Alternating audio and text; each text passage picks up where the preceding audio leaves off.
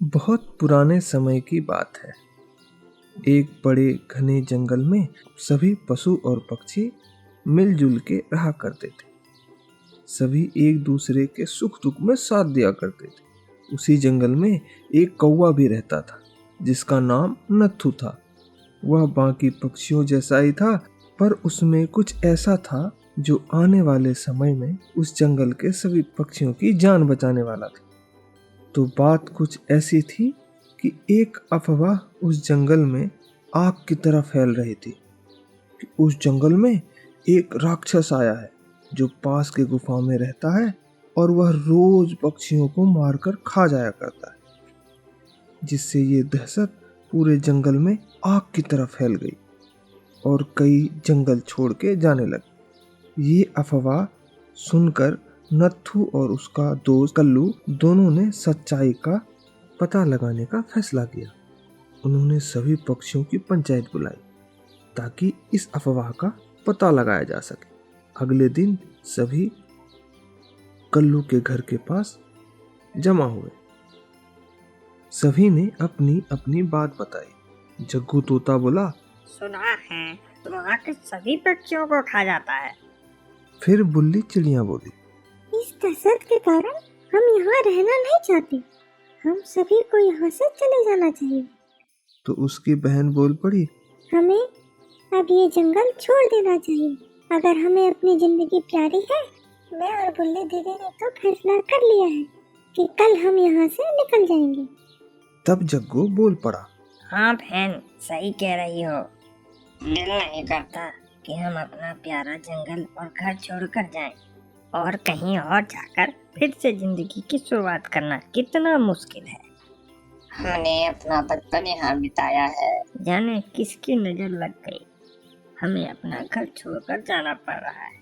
सब एक सुर में कहा, हाँ भैया, सही कह रहे हो, पर हम क्या करें, हम मजबूर हैं।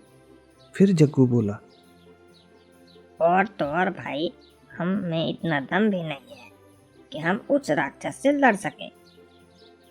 हम कर भी क्या सकते हैं। मैं तो कहता हूँ हम सबों को ये जंगल अब छोड़ देना चाहिए।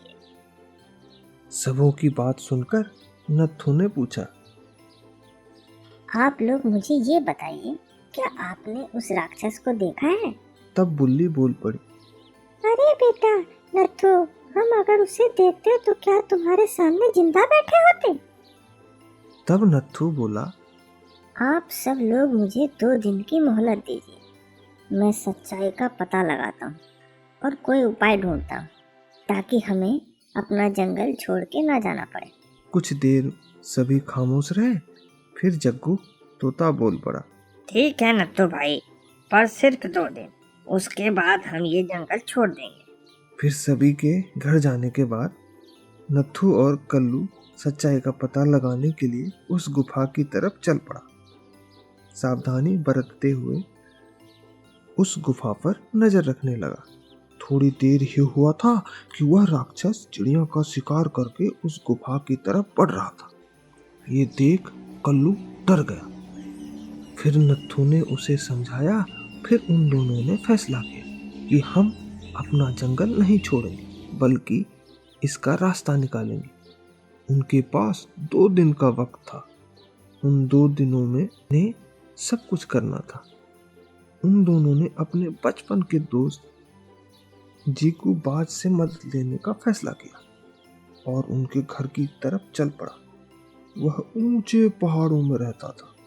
जब दोनों वहां पहुंचे तो वह बहुत खुश हुआ और दोनों के आने का कारण पूछने लगा। तब नत्थू और कल्लू ने सारी बात बताई। तब उसने हर संभव मदद करने का भरोसा दिया और तीनों उस गुफा की तरफ चल पड़े जहां वह राक्षस रहा करता था।